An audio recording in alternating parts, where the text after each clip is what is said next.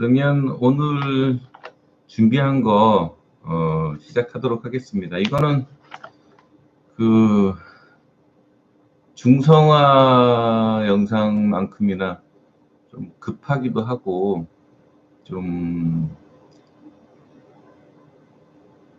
중요한 건데 사람들이 몰라요. 이게 가장 문제가 뭐냐면 중성화를 하고서 그 중성화로 인한 후유증으로 고통받고 여러 가지 질병을 앓고 있는 애들을 아무도 중성화 때문이라고 얘기하지 않듯이 백신으로 인해서 고통받고 죽거나 평생 장애를 안고 살아가는 아이들이 이게 아무도 백신 때문에 그런 일이 생겼다고 얘기를 안 해줘요. 그래서 제가 이거를 준비한 겁니다. 2014년에 여의도 컨벤션 센터에 어떤 사람이 찾아왔습니다.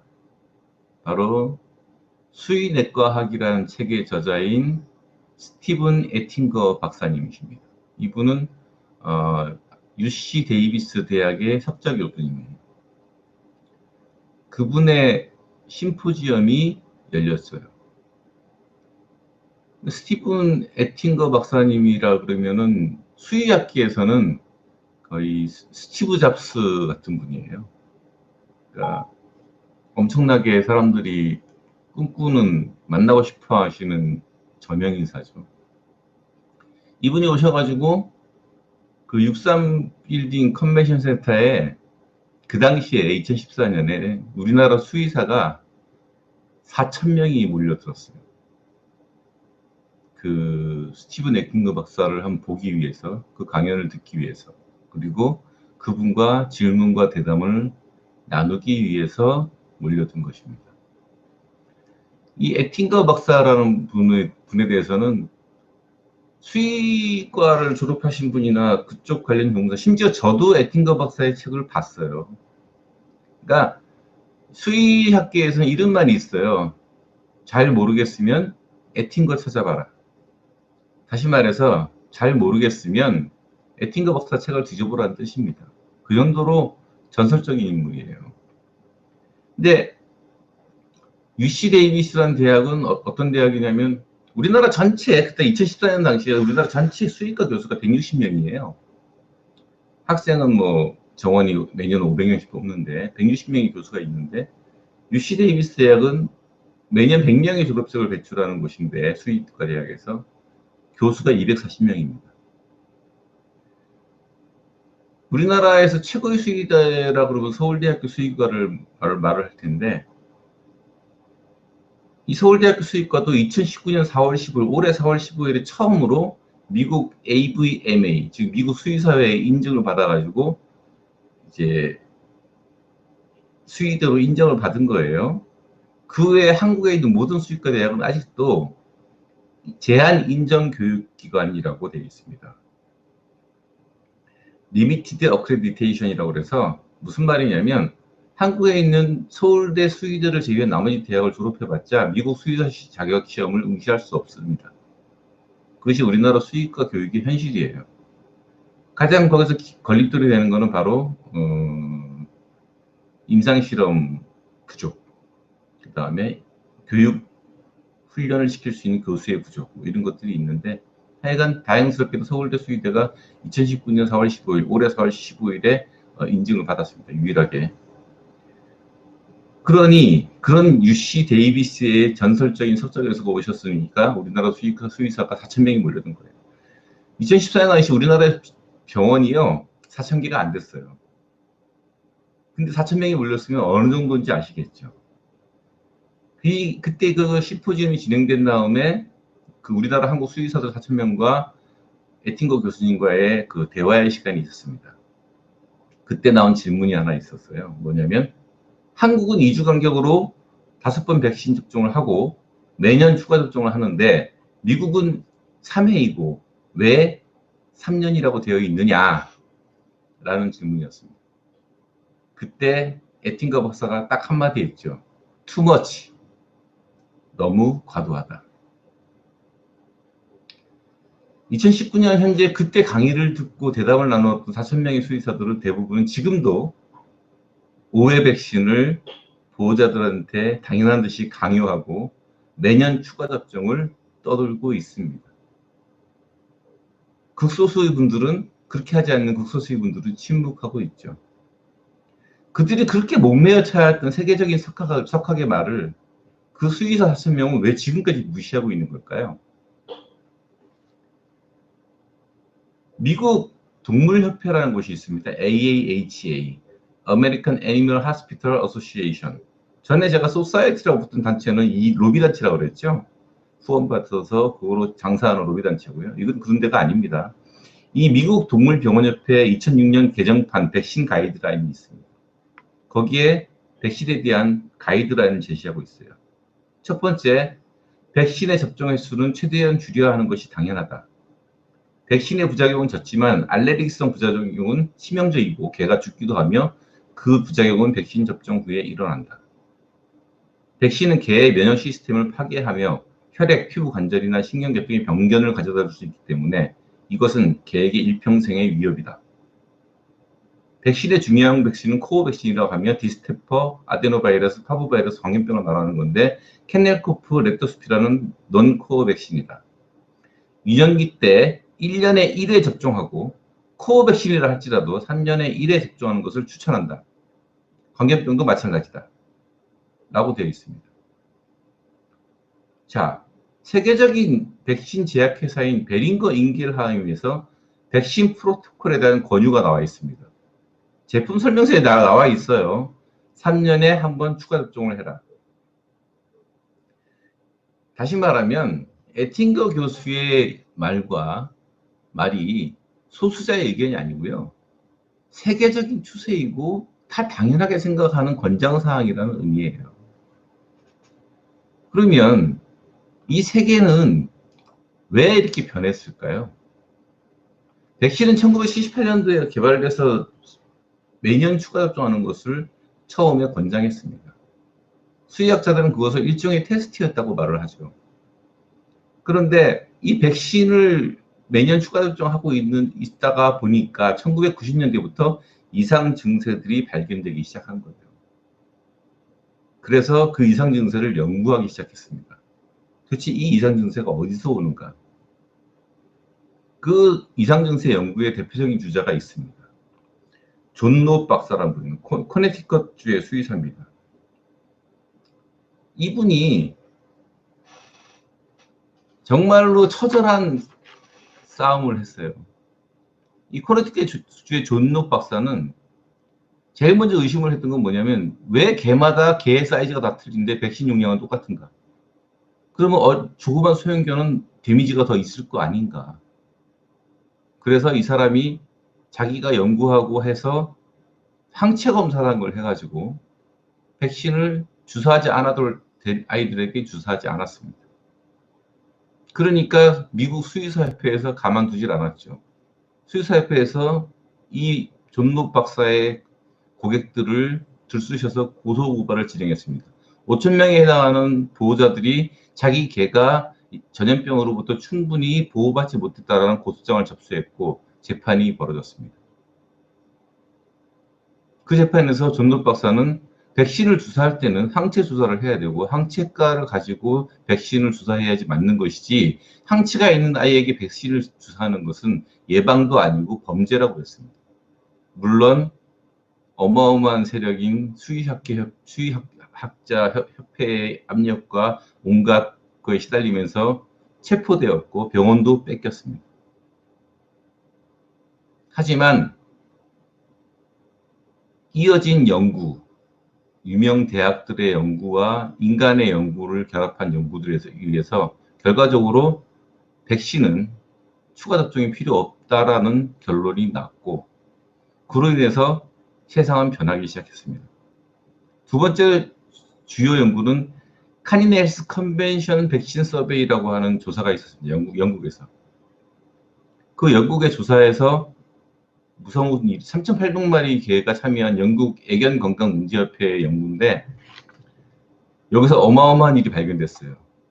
뭐냐면 백신 접종 후 3개월 이내 그 개가 과거에 알았던 모든 질환이 70%가 발병한다. 그리고 백신 접종 후 3개월 이내 기왕증, 앓지 않았던 질병도 70%가 발병한다. 근데 그 발병 내용을 보면 어마어마합니다. 암, 백신 접종 부위 종양, 코어 질병. 코어 질병이라는 건 3대 코어 백신 말하는 거예요. 파보, 디스템퍼, 전염성 간염이에요. 운동실조, 뇌염, 간염, 집중력 상실, 행동장애, 간질, 관절염, 피부병, 아토피, 알러지, 체중 감량. 그래서 이 어마어마하게 나타난 이 부작용들에 대해서 연구가 됐죠. 왜 도대체 이런 일이 생기는가. 그랬더니 백신은 안정제라는 게 들어가는데 그 안정제에 수은과 소알부민을 포함하는데 세계보건기구 사람 기준의 1000배에서 7만 배가 동물용 백신에 포함된 것이 2005년에 밝혀집니다. 이것이 알러지와 쇼크의 원인이고 백신 부정 반응이 인간보다 3만 배 위험하더라는 거죠. 그 결과로서 지금 전 세계적으로는 백신을 추가 접종, 매년 추가 접종하는 건 금지하고 있고요. 그 다음에 5차 접종도 못하게 하고 있습니다. 지금 현재 세계적으로 권유되고 있는 백신의 접종 방법은 태어나서 1회, 그리고 1년 뒤에 1회, 이렇게 2회를 권장하고 있습니다. 그 외에 추가 접종은 안 합니다. 여러 가지 로비와 설득으로 인해서 지금 마지못해 최종 가이드라인이 나와 있는 것은 3년에 한 번 추가 접종입니다. 그나마도 대부분 수의학자들은 안 해도 된다고 말하고 있습니다. 그런데 이렇게 이미 세계적으로 결론이 나 있어요. 그래서 여러분들은 백시노이시스라는 말을 처음 들어보시는 분들이 많을 거예요. 백시노이시스. 이게 무슨 말이냐면 매년 추가로 접종하는 백신의 부작용을 뜻하는 학술적 용어입니다. 공식 용어예요. 이 백시노이시스에 대한 연구는 여러분들이 그냥 그 구글에서 백시노이시스 검색하면요 어마어마하게 나오기 때문에 제가 이것이 무슨 뭐 특별히 제가 찾아갖고 무슨 어떤 논문이 그런 게 있더라 이런 근거 제시함 자체가 웃긴 거예요. 이 백시노이시스를 여러분들이 그냥 검색만 해보시면 다 나와요. 그러니까 제가 이것도 하고 나서 지금 제가 말씀드린 내용에 대해서는 다 레퍼런스랑 근거 자료 다 올려드릴 테니까 그때 보시면 돼요. 그러니까 뭐 중성화 때처럼 뭐 이런 관련된 논문을 제가 제시하고 하는 게 의미가 그러니까 중성화 때 논문 자료를 제시하고 해서 자료를 찾아서 정리했어요. 지금도 제 정리한 백신 관련 논문이 100개가 넘어요. 근데 이거를 다 여러분들한테 이 시간에 설명을 드릴 이유가 없는 것이 뭐냐면 어떤 소수자의 의견이거나 어떤 뭐 일부 단체의 의견이거나 이러면 제가 뭐 근거를 찾아서 설명하고 이쪽이 더 옳아 보인다 뭐 할 수 있겠는데 그게 아니에요. 이미 세계적으로 이렇게 결정이 나 있어요. 그런데 우리나라에서 지금 안 그러고 있어요. 예. 자, 지금 세상이 왜 그러면 그 중에 또 한 명이 술추 박사라는 분이 있어요. 슐츠 박사. 닥터 슐츠라는 분이 있습니다. 이분은 이제 이쪽 그 미국 동물병원 협회를 비롯한 세계적인 협회들한테도 어떤 그 연구 결과를 제시를 하고 하시는 분인데 이분이 정리한 자료들이 있어요. 이것이 가장 많이 인용되는 자료고 인정되는 자료입니다. 그냥 여러분들이 주사 맞는 광견병 백신 있죠? 광견병 백신 하나만 가지고도 부작용이 65가지예요. 그래서 외국에서는 지금 광견병 백신도 3년에 한 번 하라고 그러고 그나마도 사실 필요 없다고 합니다. 자, 그러면 이제 조금 더 세부적으로 설명을 할게요. 지금 왜 그러면은 백신이 당연히 지금 전 세계적으로 과학적으로 여러분도 상식적으로 생각하세요. 우리 뇌염 주사 맞잖아요, 사람도. 뇌염 주사 맞는데 왜 내년 안 맞아요? 여러분들. 왜 우리는 뇌염 주사 평생 한 번만 맞아요? 왜 우리는 홍역 주사를 평생 한 번만 먹고 안 맞죠? 인간은요? 예? 근데 걔는 왜 매년 맞을까요? 이게 여러분들이 상식이에요. 사람은 평생 한 번만 맞아도 평생 면역이 지속돼서 주사를 다시는 안 맞는데, 예방접종을. 왜 걔는 매년 맞아요? 자, 그럼 이게 왜 지금 바뀌지 않느냐 이거죠. 인간은 그렇게 못하잖아요. 근데 걔는 왜 이렇게 바뀌지 않느냐 이거죠. 자, 백신으로 인한 동물병원의 수입이요. 미국의 경우는 18%입니다. 전체 수입에. 미국의 동물병원의 수입의 50%가 중성화고요. 18%가 백신이고요. 14%가 심장사상충 약 판매예요. 이 중성화, 백신, 심장사상충은 셋 다 불필요한 부분이 굉장히 많아서 과잉진료입니다. 과잉진료. 근데 이것이 왜 안 바뀌느냐? 이걸 바꾸면 병원이 망한다는 거죠.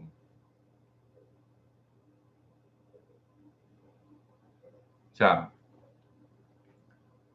지금도 미국에서는요, 이렇게 하고 있는데도 불구하고 미국의 병원의 60%가요, 내년 추가 접종을 합니다. 놀랍죠? 이렇게 수의학자들이 과학적으로 밝혀내고 증명했음에도 불구하고 미국의 병원의 60%가 내년 추가 접종을 합니다. 왜 그럴까요? 제일 큰 이유가요. 미국은 이미 수의 동물병원들이 체인화돼 있어요. 그 거대 체인들이 수의학자들의 연구와 협회의 추천을 무시하고 매년마다 백신을 접종하라고 교육하고 있습니다. 심지어는 자기 지역에서 그렇게 하지 않는 병원이 있으면 거대 체인에서 그 병원을 탄압하고 쫓아내기까지 합니다. 이것은 호주도 예외가 아니어서, 호주에 가신 분들 알겠지만 그린크로스라고 동물병원 체인이 있어요. 132개 동물병원과 200개 애완동물 전문 소매점을 운영하는 곳인데, 여기서도 마찬가지로 연간 예방접종을 포함하여 가능한 많은 것을 팔아야 한다고 교육하고 있습니다. 제가 질문은 나중에 받겠다고 말씀드렸습니다. 나중에 지금 해봐야 제가 보지 못합니다. 그래서 이 문제는요, 거대 체인이 없는 우리나라도 마찬가지예요. 왜 수의사들이 4,000명이나 몰려가서 에틴거 박사의 강의를 듣고서 왜 자기들은 바뀌지 않을까요? 예방접종은요, 병원에 손님들이 오게 하는 가장 큰 요인입니다. 그래서 한번 올 때마다 추가적으로 다른 구매가 일어나고 다른 서비스를 찾게 되는 중요한 부분이기 때문에 자주 오게 만들수록 좋고요. 두 번째는 그 예방접종으로 인한 수입이 동물병원 수입의 일본은 거의 20%를 차지합니다. 아마 우리나라도 예외가 아닐 겁니다. 동물병원은요, 중성화 심장사상충 백신을 안 하면요, 망합니다. 에틴거 박사가 왜 한국은 5회 접종을 하는 풍토가 잘 변하지 않을 것 같다고 얘기를 하니까 에틴거 박사가 한 말이 있습니다. 대놓고 얘기했어요, 에틴거 박사가요. 백신 접종 횟수를 늘려 이익을 본다기보다는 단순한 접종 행위에 진료도를 청구할 생각만 하지 말고 전문가로서의 지식을 팔아라. 보호자가 내 병원을 나서면서 내 병원을 지인들에게 추천할 것인가 하는 것이 동물병원 비즈니스의 핵심이지 다른 것이 아니다라고 했어요.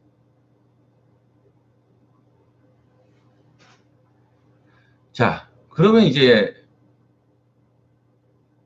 결론을 미리 말씀드리고 자세한 설명 넘어가. 결론은 그거예요. 백신은요, 우리가 애들한테 보호하고 싶어하는 3대 코어 질환, 코어 질병, 파보, 디스템퍼, 바이러스 간염 같은 세 가지 코어 백신은요, 한 번 맞으면 최소 7년 아니면 평생 간다고 밝혀져 있습니다. 최소 7년이라는 것도 연구자들이 하는 말이 연구 기간이 7년이었기 때문에 최소 7년인 거예요. 그것이 7년 이상 갈지 평생 갈지는 연구가 못 됐어요. 기간이 짧아서. 그러니까 3대 코어 질환에 관한 백신은 한 번만 맞으면 평생 안 맞아도 됩니다. 네, 그것이 핵심이고요. 그럼 이제 지금 좀 자세하게 제가 이제 설명을 드릴게요. 아까 질문도 많이 올라오셨는데, 우리가 종합 백신이라고 말하는 거는 5종 백신을 말하는 거예요. DHPPL이라고 그러죠. 뭐 이제 우리 개 전형성 간염이 있고요. 파보바이러스, 디스템퍼, 파라인플루엔자라는 감기약이 일종의, 그다음에 렙토스피라라는 것이 있어요. 이 중에 렙토스피라와 파라인플루엔자는 코어 백신에 들어가지 않습니다. 왜냐하면 덜 위험하고 치료가 가능하기 때문인데, 나머지 세 개는 혈청 치료가 나오기 전에는 걸리면 죽었어요.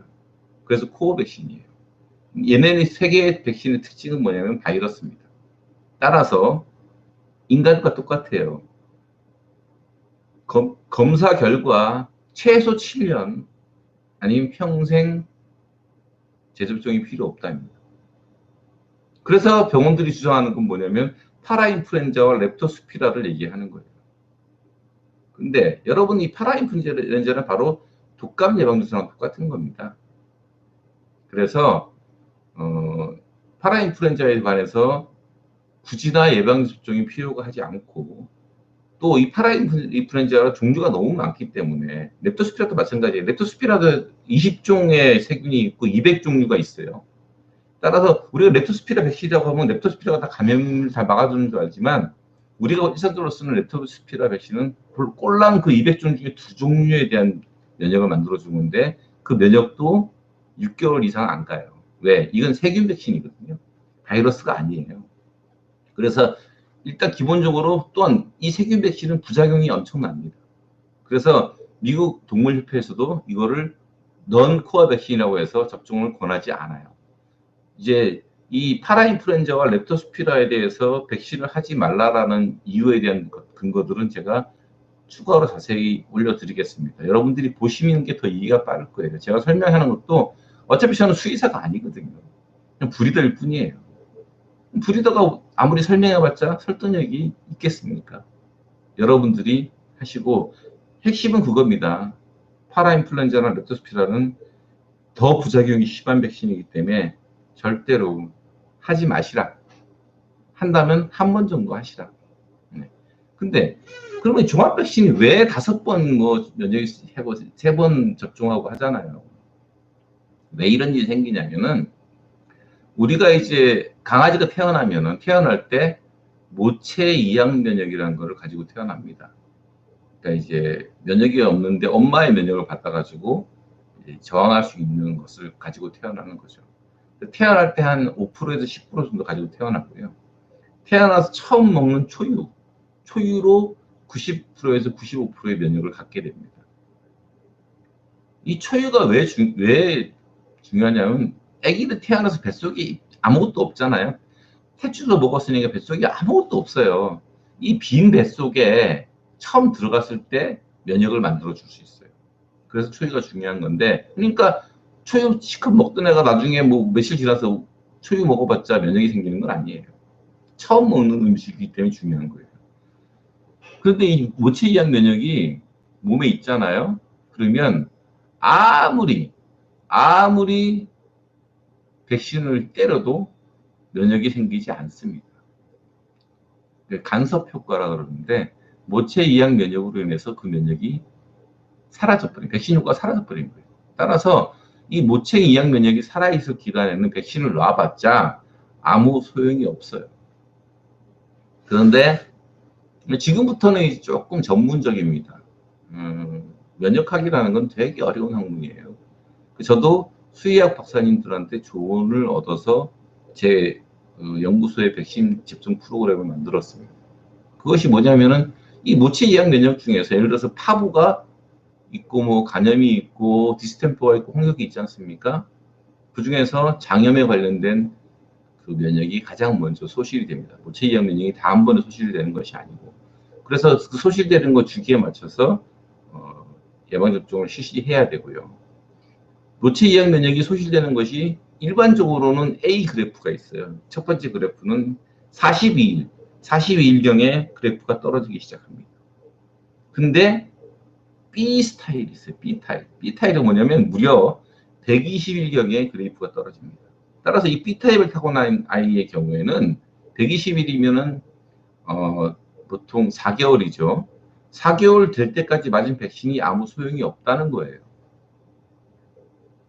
그래서 이런 것들 때문에 우리가 애들을 예방접종을 할 때 1차를 42일경에 하고 그 다음에 2차를 원래는 120일경, 미국에서는 6개월입니다. 6개월경 하고, 아니면 41일경도 하지 말고 기다렸다가 4개월경에 하고, 뭐 이렇게 여러 가지 백신 프로토콜이 나오는 거예요.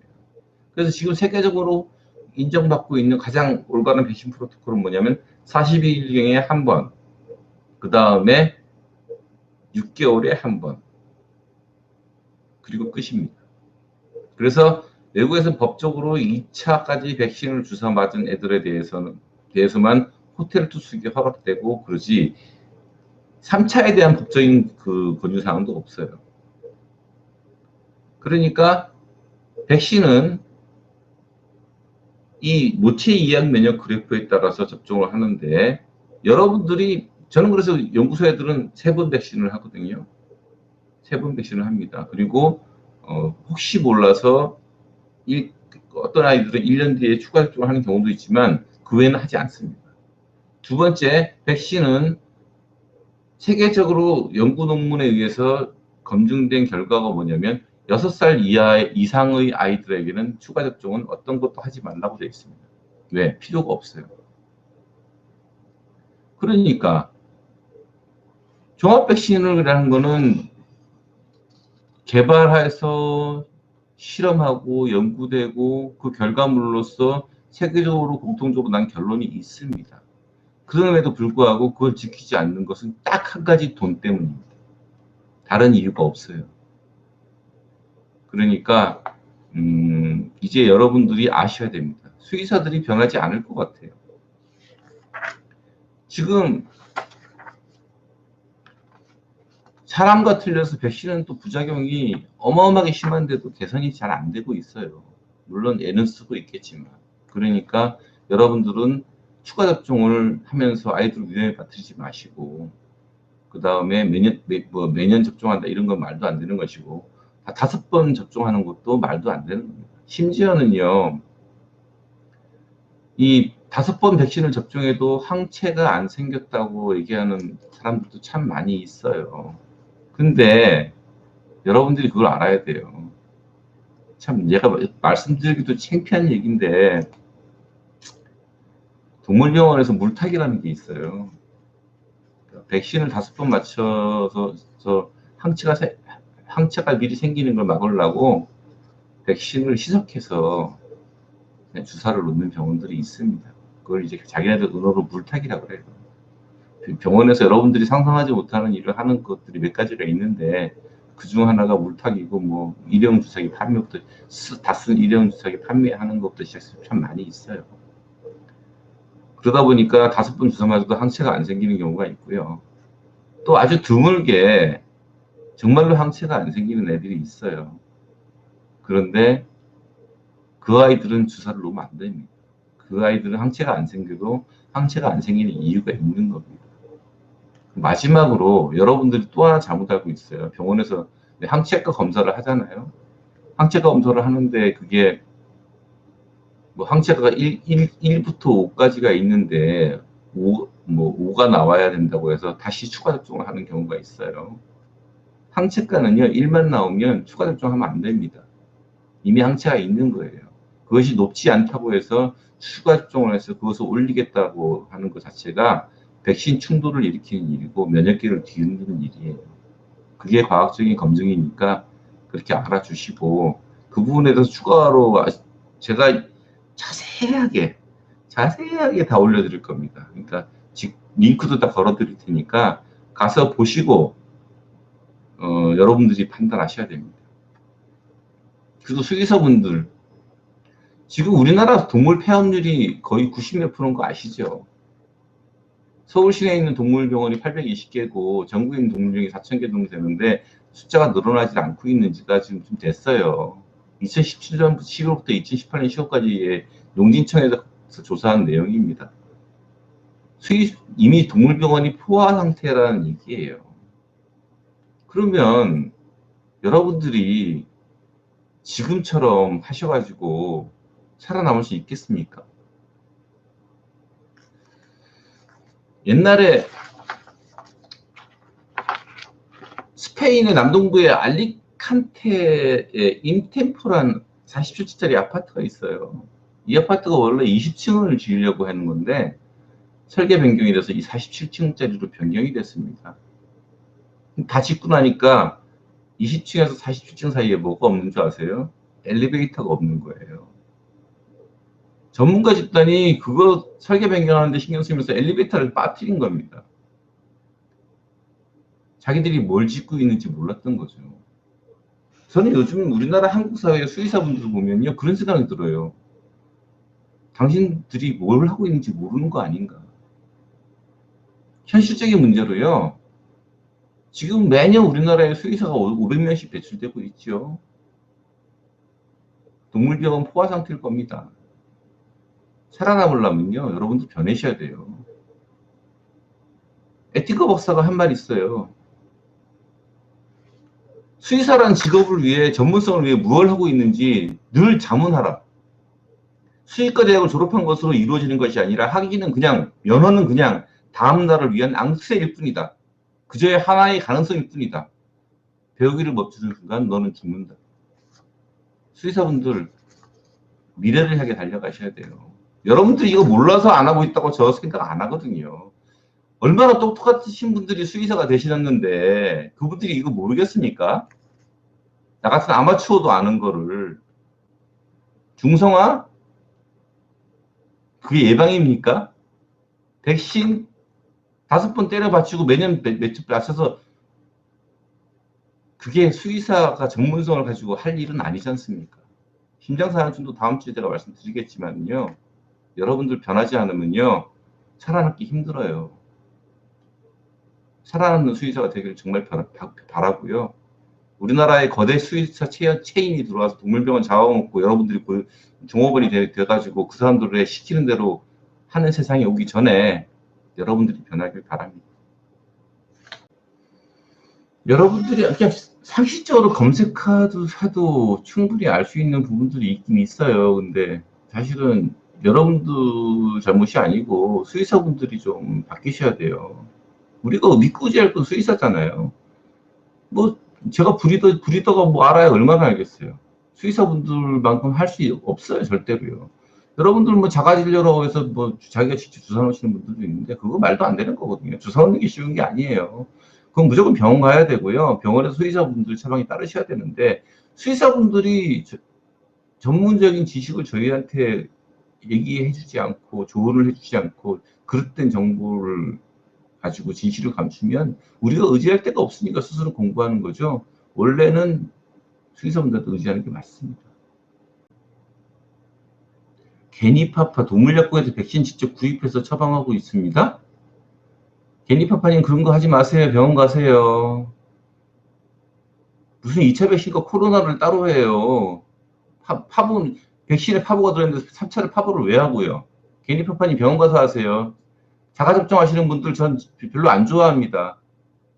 정말 다도 사육하셔서 개가 뭐 5마리, 10마리 된다면 모를까? 한 마리 키우시면서 뭐하러 저기 자가접종을 하십니까? 주사 놓는 거 쉬운 거 아니에요. 절대 하지 마세요. 이게 여러 마리 키우시는 분들은 경제적 부담이 엄청나잖아요. 예를 들어서 뭐 연구소 90두 마리인데 병원 가서 애들 주사 놓으려면 연구소 파산하죠. 예방접종 보통 3번 하는데 얼마겠어요. 그런 상황이 아니면은 수의사한테 맡기시는 게 맞는 말입니다. 그리고 제가 아무리 여기서 떠들어봤자 제가 뭐 구독자가 많은 것도 꼴랑 지금 150타면 들어오셔가지고 뭐 조회수 한 2천 나오는데 제가 떠들어봤자 얼마나 변하겠어요. 여러분들이 입으로 전파하시고 제가 걸어놓은 링크들 보라고 권하셔가지고 지금 제가 뭐 앉아서 이 짓을 왜 하고 있겠어요. 이 시간에. 애들 키우는 애들, 불쌍한 애들 희생당하지 말고 백신 때문에 아프지 말고 백신 때문에 죽지 말고 백신 때문에 장애하고 살지 말라는 얘기예요. 여러분들 몰라서 그렇지 백신 때문에 하반신 마비돼서 사는 애들, 뭐 백신 때문에 죽은 애들, 백신 때문에 아픈 애들, 백신 때문에 알러지 생기고 아토피 생긴 애들 수도 없이 많아요. 백신에 수은이 들어가 있어요. 수은이. 그 허용치가 인간의 7만 배란 말이에요. 그 알러지가 생겨요. 어쩔 수가 없어요. 아토피, 여러분들 앓고 있는 알러지, 아토피, 종양 거의 다 백신 때문인 경우가 참 많아요. 근데 아무도 그게 백신 때문인지 말을 안 해줘요.